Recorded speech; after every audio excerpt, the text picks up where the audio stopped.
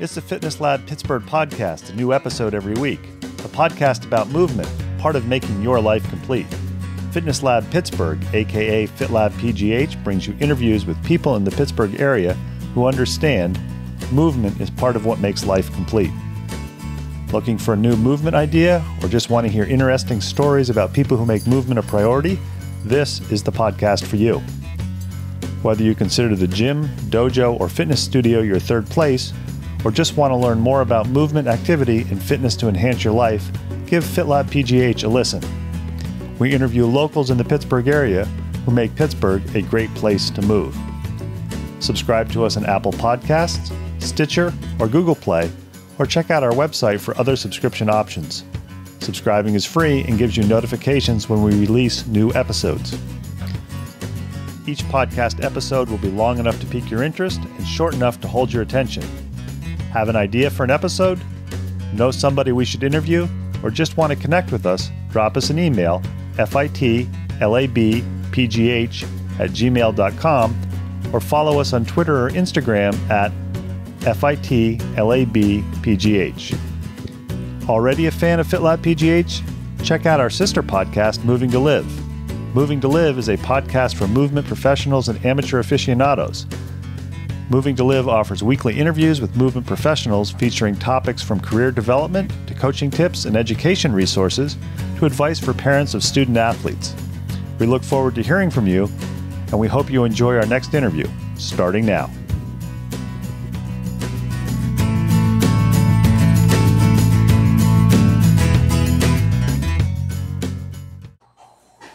FitLabPGH back with another podcast episode. We are a podcast about movement and movement opportunities in the Pittsburgh area. Check out our sister podcast, Moving to Live, if you want to learn more about movement, because we believe movement is part of what makes your life complete. We should begin looking at movement as a lifestyle and not just an activity. As I've mentioned in previous podcasts, very often we find our guests either by stalking them on social media, and I say stalking in a good way, or we get recommendations from other people.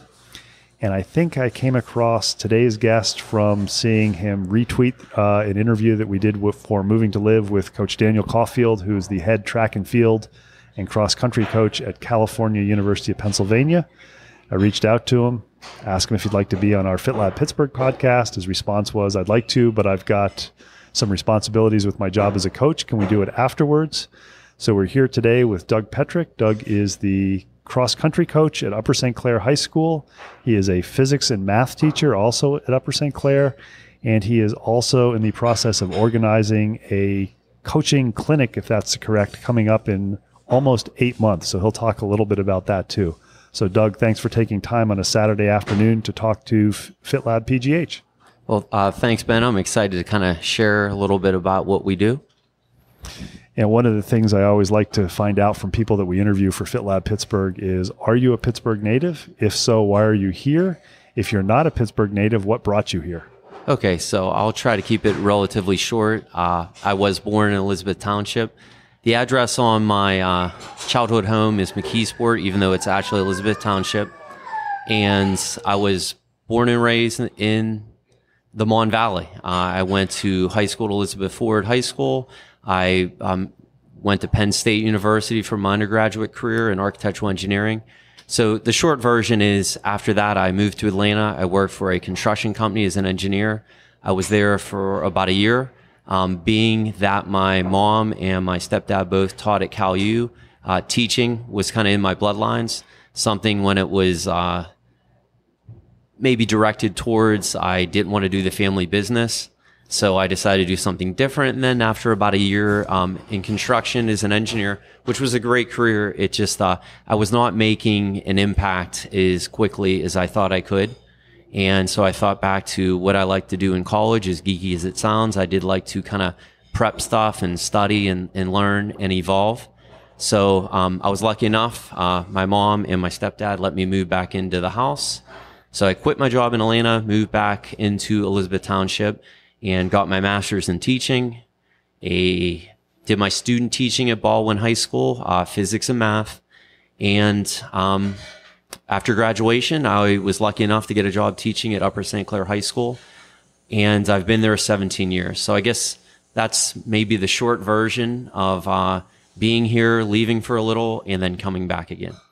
And I know you are the cross-country coach. We'll talk a little bit more about that. But are you a runner yourself, and were you a runner growing up? Yes, and yes. So I do run now. I try to run about 4 days a week.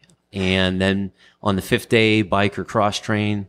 On the 6th day, I try to do a brisk walk. And then one day I do absolutely nothing at all, which is good. It's nice to have a break. And I don't want to say I'm busy because everybody's busy, but that seems to fit my lifestyle and my schedule. Growing up, I did a lot of different sports. I quit a lot of different sports or got cut from a lot of different sports teams. So football, quit that. Wrestling, quit that.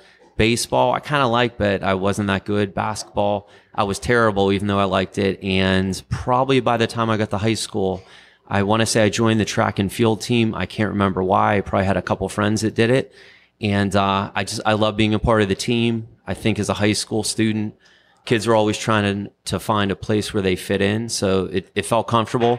I was kind of in control of my own destiny. I didn't have to worry about striking out and being embarrassed. It was kind of competing against yourself. So even though I would say I had a relatively mediocre career in running in high school, it was fun. So I did not run in college. I went to Penn State. There's no way I would have been able to make it on the team. But I did stay active. I would run on the golf course. And then I got away from running, I'd say, for about 2-3 years when I was working for the construction company in Atlanta. And actually becoming an educator again is probably when I picked up running on my own. I'm curious, what was it that made you realize when you were in high school that you were probably not going to be able to continue running on a team in college? I would say the times. Like, I can't even remember what I ran in cross country and 5K in high school, which tells you that it probably wasn't that good. I would say that I probably didn't even break 20 minutes as a high school guy. And I think I actually did call a college that was Division I to kind of ask them if I could fit in. And the gentleman on the phone was nice enough to not embarrass me on the phone, but he let me know, hey, here's what a male athlete runs and here's what a female athlete runs. And then I kind of drew my own conclusion that was not going to happen for me. And I think that's one of the nice things about running. If you want to continue to run, the times pretty much self-select you.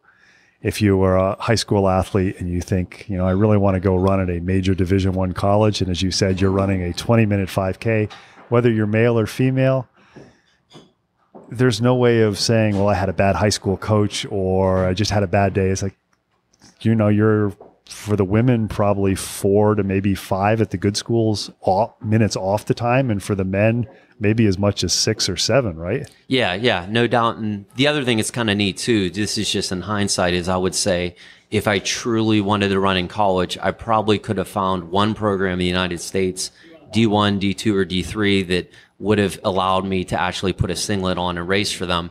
But getting an education was kind of like my number one priority. And the limitations at that point of my athletic performance wasn't going to happen at Penn State.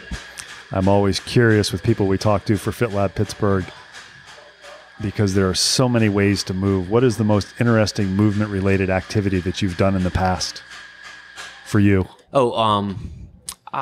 I was a Boy Scout growing up, so we did a lot of canoeing, a lot of hiking. We'd do rappelling. As I've become a parent, I feel like I'm injury prone. So I don't want to say I avoid things that I may slip, fall, or get hurt, because typically I slip, fall, and get hurt just by walking through my house.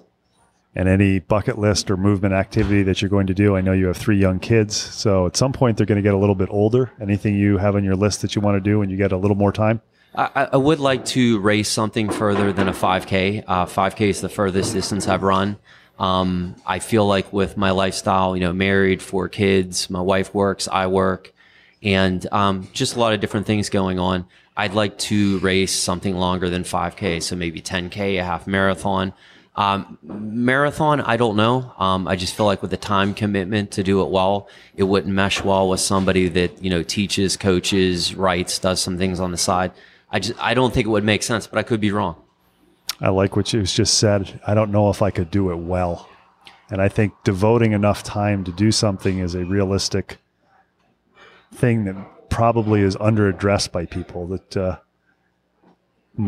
your goal should be to finish something, to finish it with a smile on your face, and to finish without having a life-altering experience. And if you look at some of the people who come across the finish line of some of these events, maybe they should have waited a few years till they had a little more time, or some people just aren't made to go that sort of distance. I had a good friend when I worked in Lexington whose husband was an ex-college football player who was a physician, and he was about 260.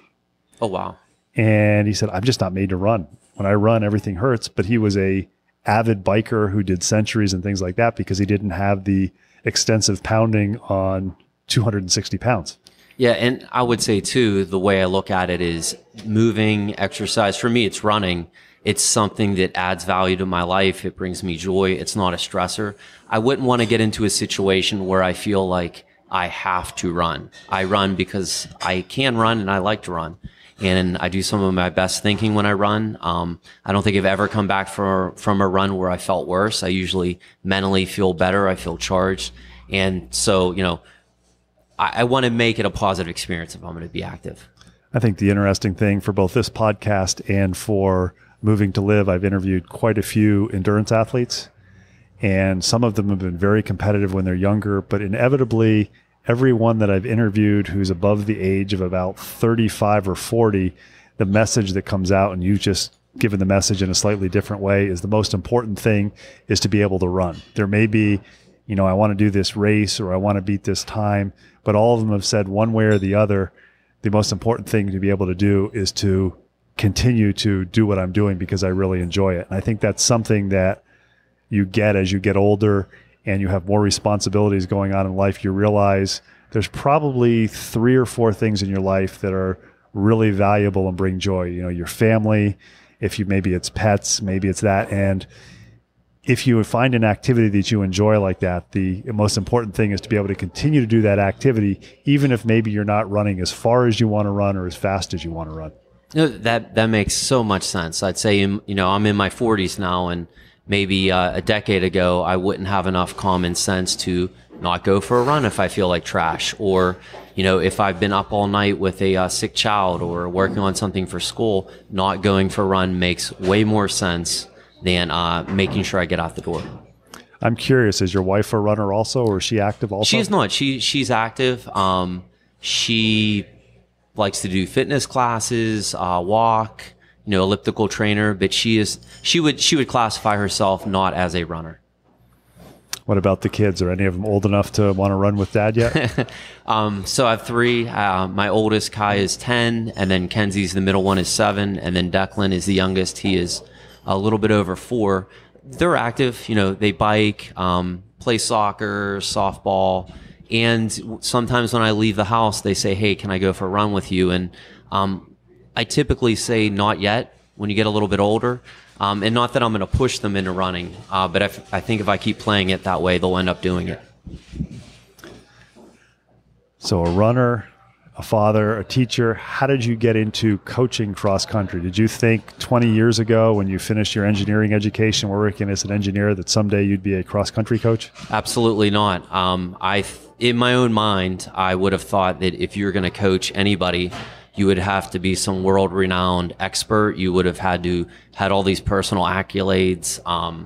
You would have to be a mover or a shaker in running. And how I guess I could say stumbled upon it. I had a coworker who told me during winter months, so I think I was 2 years into teaching, hey, there's a position open as assistant coach on the track team. You might want to look into doing it, which I did. And I started out as an assistant coach with track, and I was an assistant coach for probably 2 or 3 years, and a great friend, Maureen Chermack, and a coworker who coaches cross country with me, the position had opened. We had a teacher that retired, and she suggested it. So no, I didn't think that I'd ever be teaching at Upper St. Clair, let alone teaching and coaching at Upper St. Clair. But it's fun. It's awesome. And you do track coaching also, or just cross country? I do track coaching as well. So indoor track will start pretty soon, and I'm the head coach. So it's myself and one assistant coach, Matt Cosgrove. And then in the spring, I'm the head coach of the track and field team, and it's myself and 7 other coaches. I have a couple of volunteers. So spring track's a little bit more chaotic, lots of different events. But no, I do it year round, and like I said, it's a very rewarding experience. I'll put you on a spot and you can plead off if you want to.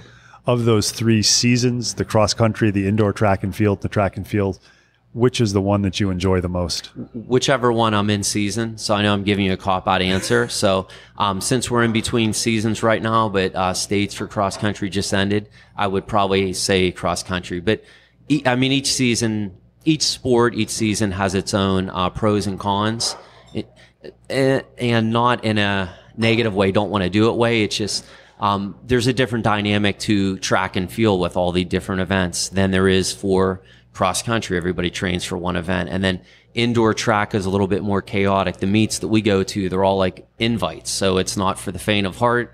If you're okay being away for, 12 to 14 hours on a Saturday, then that's where you should be. But whichever season is usually my favorite. Somebody offers you tickets to next year's NCAA Division I Track and Field Championships, but you can only see one event. What's it going to be? I'm going with steeplechase. That's a no-brainer. People can fall. People can, lots of neat things can happen in the steeplechase. And I want to say in the United States, there has been an influx of very talented steeplechasers, but I'd love to see that. I know I mentioned a couple of minutes ago my interview with Daniel Caulfield and Moving to Live. I don't know if this was in the podcast or not, but he was one of the people who talked about the importance of being able to move consistently rather than focus on times. And he was a former very, very high international level runner, ran in the world championships. And he described a situation when he was in Ireland, which is his native country, of seeing a 70-plus-year-old man who was trying to teach the steeplechase to people, essentially saying, well, screw it, let me show you how to do it. At 70 years old, going over the hurdle very, very graceful. And Daniel described it as, when I saw that, I thought that was the neatest thing I'd ever seen. Yeah, I listened to that episode, and it was cool to hear the passion in somebody trying to kind of pass it on or pay it forward to a younger group. And if you coach, that's how you should feel about things. I know I was a low-level basketball, baseball, and soccer player in high school. I hated to run. I was always excited if you could do something in basketball, like make a certain number of free throws to get out of running, and got into running in college just because it was something easy to do, and kind of dropped down the rabbit hole. Why do kids run? Because you can understand why they want to play football, because, it's Friday night. It's kind of cool to have the leather jacket. It's kind of cool to stand on the sidelines. But running is more intrinsically motivated because it's not a very good, if you're talking cross country, it's not a great spectator sport. Why do kids run? Just looking at it, maybe from Upper St. Clair point of view. So if we're just looking at cross country, Maureen, the other coach, and myself, we want to create a culture where kids want to be there. So it could be a social aspect. It could be they like to compete. It could be they ran the mountain gym class and, they want to see if they can get better. So the trick is to actually get them there. So we're trying to create like a positive culture, a winning culture, a culture where it's cool to run, where maybe it's just a hooded sweatshirt for somebody. That's a cool thing. And then once they get there, to keep them running is for them to see their performances improve and really be intrinsically motivated. I would say that as a coach, what works the best is move them towards independence. We want them to get better, but we want them to really want to get better because they want to compete. And we don't want them to be scared of competing. We want them to look at competing as kind of like celebrating their training.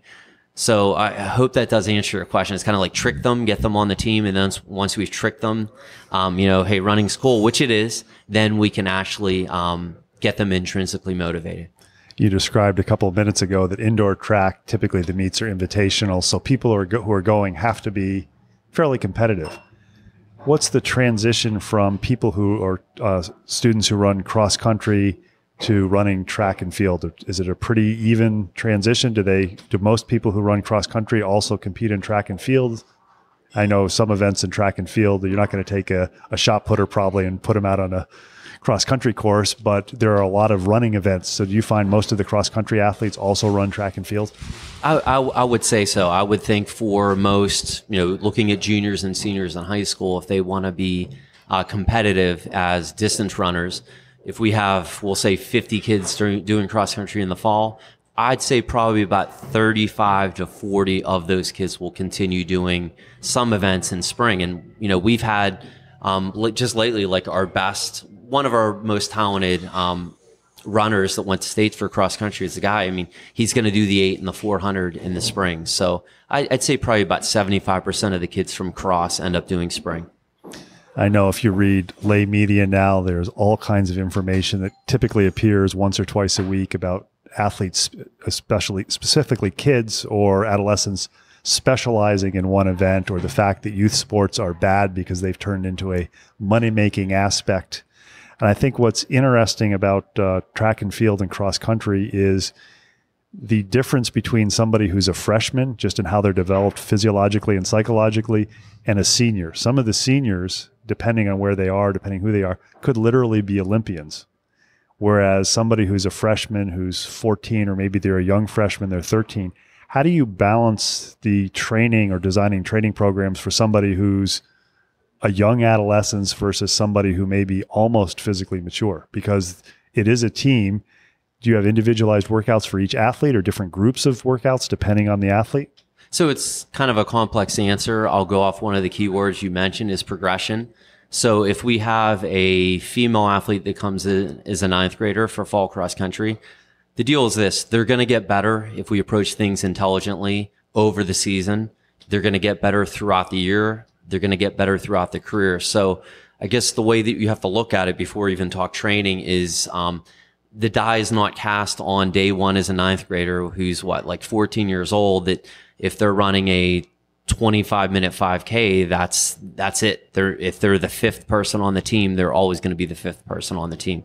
So the way that we have to look at it is they're going to progress, they're going to get better if we approach things intelligently. The customization is, I guess, maybe the other part of the answer. And yeah, we do break up groups. Now with our team, we have guys and girls together. So we break it up based on ability level.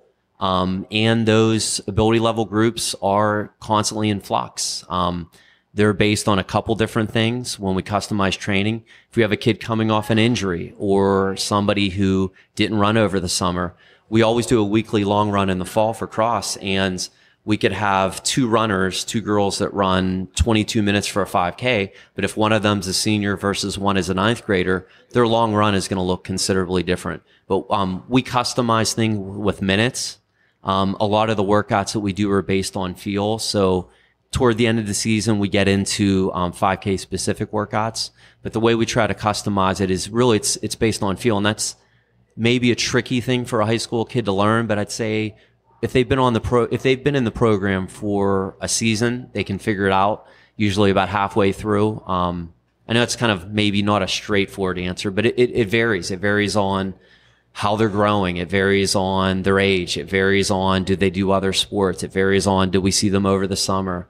Are they coming off an injury? I mean, we don't want to wring a sponge completely dry, even if somebody's a stud coming in. And how else do you have athletes measure their readiness or awareness? Do you do anything with heart rate? Do you do anything with monitoring how many hours a night they sleep, or mostly feel? It's mostly feel. Heart rate, just that's something that we don't look at with our program. That would be great. The sleep is a prime consideration, but is probably most schools that have a similar demographic to us. These kids don't sleep. They're up all night doing homework. Typical cross-country kid. I mean, one of the kids we had at States, he does the fall play. He does musical, he chanticleers, he sings. I mean, these kids are involved in a lot of different things. So Marine and I might look at things maybe a little bit more conservative than somebody else. Doesn't mean that's right or wrong, but I hate to say less is more, but we'd rather err on the side of caution, have somebody maybe a little bit undertrained versus the kid who's your top few kids. They're not sleeping. They're doing lots of homework. They're very motivated. They're doing outside activities. We want to make sure when they come to practice, granted, things are going to be intense and hard, but we do not want to push them over the edge where they're going to get an injury. And I know athletes can be competitive with one another. How do you deal with the athletes who, from your experience as a coach, it's like, okay, this is as much as they should do because they've got all these other outside responsibilities, and maybe this is a day it should be an easier workout, but they've got their, for lack of a better term, main competitor on the team who's maybe slightly better recovered because they don't do as many other activities. And the athlete who is doing more activities says to you, well, why is athlete B doing more than me? I need to do as much as them so I can keep up. How do you convince the athlete that less is more? Because many athletes have the concept that if a little bit is good, then a lot is better, and then the wheels fall off the train, and it's like, oops. So we have a couple different ways maybe we try to consider that. One is every Wednesday we do a decompression run. So for all 3 seasons that I coach. So from cross, that Wednesday's a day we tell them the minutes. They have to do the minutes. It's like 30 to 60 depending on, who the kid is and what part of the season we're in. And that's the day that's the release valve where if, Bob and Jake are, hard-nosed competitors head-to-head, we tell them, go as slow as you want, talk to each other, have fun. And it's a loop, so it's nothing super challenging. So they need the release valve. The release valve, we do want them to be competitive. That's the day where you could have your best runner running with, I shouldn't say best, you have your most talented runner running with somebody that's maybe not there yet. And that's going to build a lot with a team philosophy and help the team grow. And then the other consideration is sometimes you have to shut it down with some of the kids in terms of what they're doing. And when we do our long run, Marina and I over the past 2 years, and they're in groups where they're assigned minutes. So like, top group might be 60 to 70 minutes. Second group, 50 to 60, 40 to 50. It actually comes down to trust. So they have to trust. And we do a lot of explaining the first 3 weeks about why, you're going to be in a certain group. And, we expect you, if you're running 30 minutes for your long run now, 12 weeks from now, the idea is probably you're up to like maybe 50 or 60 if things are fine. But it's trust, and you're not going to get 100% trust and buy-in from everybody. And that's okay. Maybe if they're a 9th grader, they don't 100% buy in. Maybe by the time the senior, they will buy in. Have you ever had an experience where somebody who really didn't buy in as a 9th grader, by the time they were a senior, they were the person who was singing your praises and saying, listen to coach, he knows what he's talking about? Those are the best parts of coaching. And really, when we're talking about a high school athlete, I can imagine how I would have responded to, training that looks different when I was a 9th grader, because a lot of what we do, it's not novel. There's other people doing it. But having a workout where we're telling the kids to run by feel and then kind of explaining what that should feel like, I don't think I would have been able to process that as a high school kid. So no, to get those stories of, we just had our cross country banquet about 2 weeks ago, and have some of those seniors up there, saying, hey, Coach Turmack and Coach Petrick, what you're doing makes sense. And we see it now. So yeah, to hear those stories, it's awesome to hear. You've been at it long enough. Have you ever had have you had any of your athletes who've gone on and now they're coaches? Not yet. We've had a few of them, that we're in contact with, or ones that come back to practice and want to see how things are going, where they've expressed at some point they want to do that. And that's also super cool. And, I'm thinking one athlete in particular, I gave her the name of like 3 books and a couple podcasts she should listen to. And I told her, as with anything else, what we're doing now looks a little bit different than what we did a year ago, but what we're doing now looks very different than what we did 5 years ago. And I've told that individual specifically, don't think when you coach that you have to have everything that you want to do done the way that you want it year one. I mean, Marine and I, who coach cross, we talk about that all the time. What little subtle shifts we want to make for next season before the season ends, so that we can just modify things, make it a little bit better for the whole program. You've mentioned something a couple times that I think is interesting that I hope I can get you to expand on a little bit more. Many coaches who coach, especially if it's recreational runners or if it's high school runners, they don't look at minutes of running. They look at distance. So there's like, okay, the event is a 5K. So if we're going to do a 5K in competition, then we need to do this much mileage. You didn't mention that. You haven't mentioned mileage. You've mentioned minutes. Why do you do minutes instead of mileage, which, by the way, I think is a great idea? So really the reasoning behind it. So let's just think about it this way. If a kid comes in and at the beginning of the season, we're doing a 50-minute run, let's just say a junior boy, one would think that his fitness would improve by the 8th week. So if we do another 50-minute run, he's probably going to cover more mileage. So that's one reason. The other reason with the minutes versus miles, even though it's not as sexy to tell somebody how many minutes you ran, is what if that boy has 3 AP tests that week? What if that boy's parents are going through a bitter divorce? What if that boy broke up with his girlfriend? So when we do minutes, there's kind of another release valve. I mean, we still want them to get the training in, but I would say if I'm up all night as a junior writing a report for AP English, I'm probably not going to be able to run that 50-minute run as well as I would have had I not, had that life consideration. And that's one reason. And that's something too that shifted probably within the last 3 to 4 years. And I might have heard it from my friend Jay Johnson. I'm sure I was influenced by somebody at some point, but we believe that which works for our high school athletes is minutes versus miles because of stressors outside of, the 2 hours you're at practice. Does it have anything to do also with environmental conditions? One run may be hilly and another one may be flat, or today when we're doing this interview, it's very windy. So if you wanted to run at a set pace and you were running into the wind, it would be very difficult. Yeah, that makes a lot of sense. And then even managing the team. So if we have everybody do a range of, 30 to 45 minutes, we know for a fact that the last person's done after 45 minutes.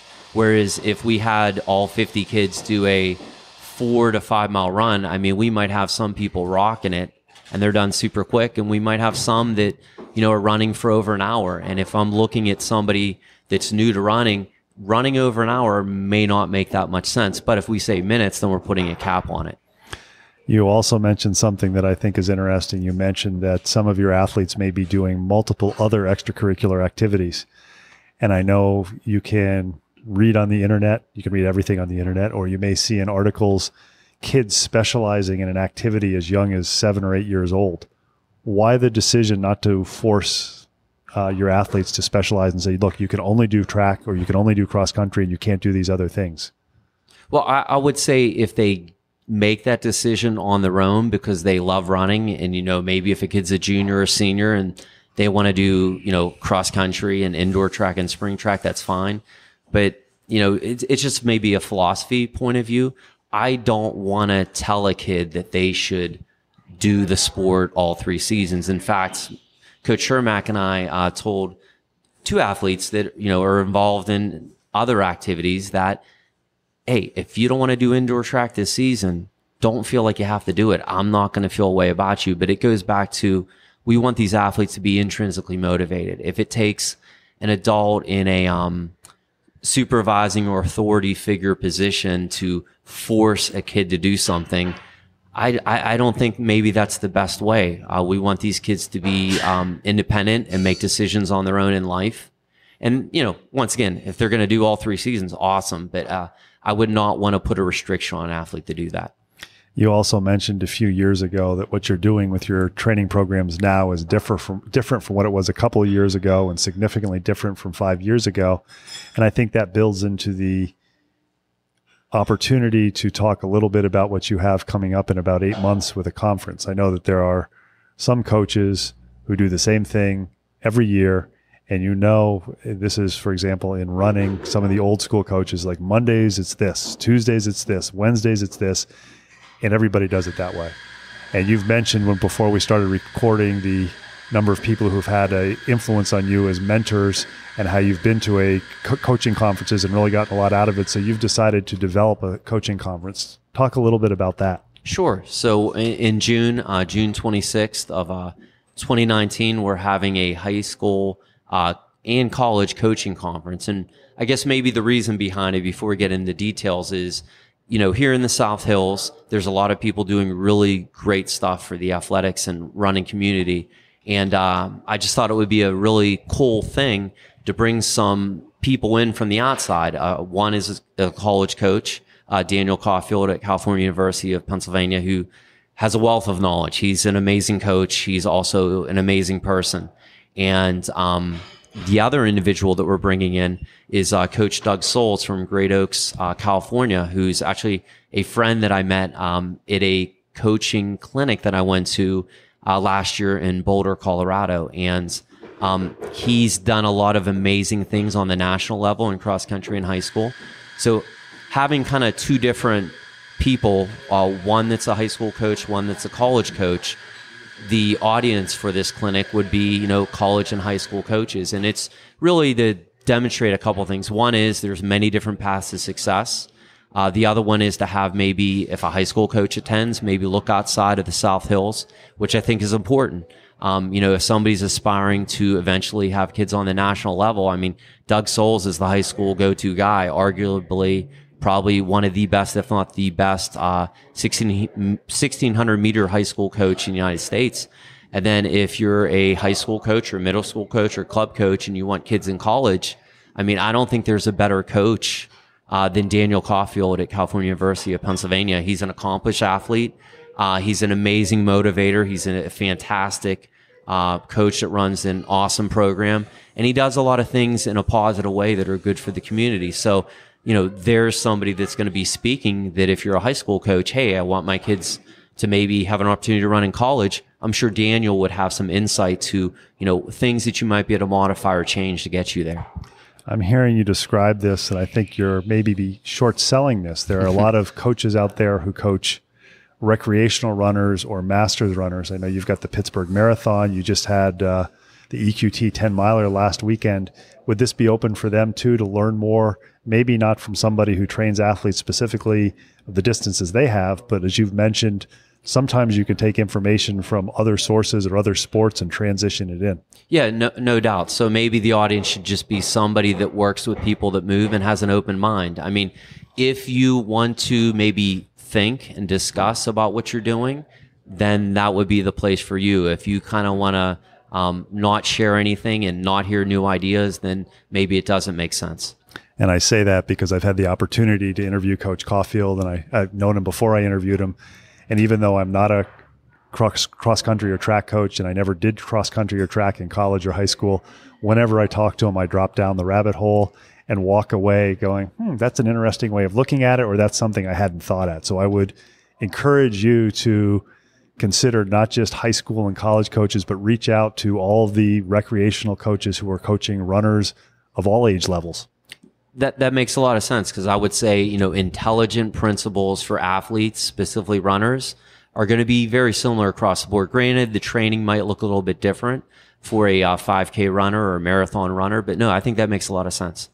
We've had the good fortune to be talking to Doug Petrick. He is the cross country, indoor track, outdoor track coach and a mathematics and physics teacher at Upper St. Clair High School. Doug, I want to thank you for taking time to talk to FitLab Pittsburgh. Moving to Live is my other podcast. I did 4 interviews of that this week, so I'm a little confused. But I know some of the information that you have really transitions across to anybody who wants to move. Thank you very much for giving me the opportunity, Ben.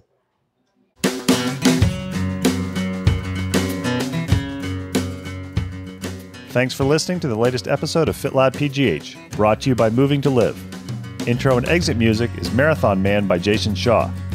Check out the show notes for contact info for our latest guests, links to other information mentioned in the episode, and links to our sister podcast, Moving to Live.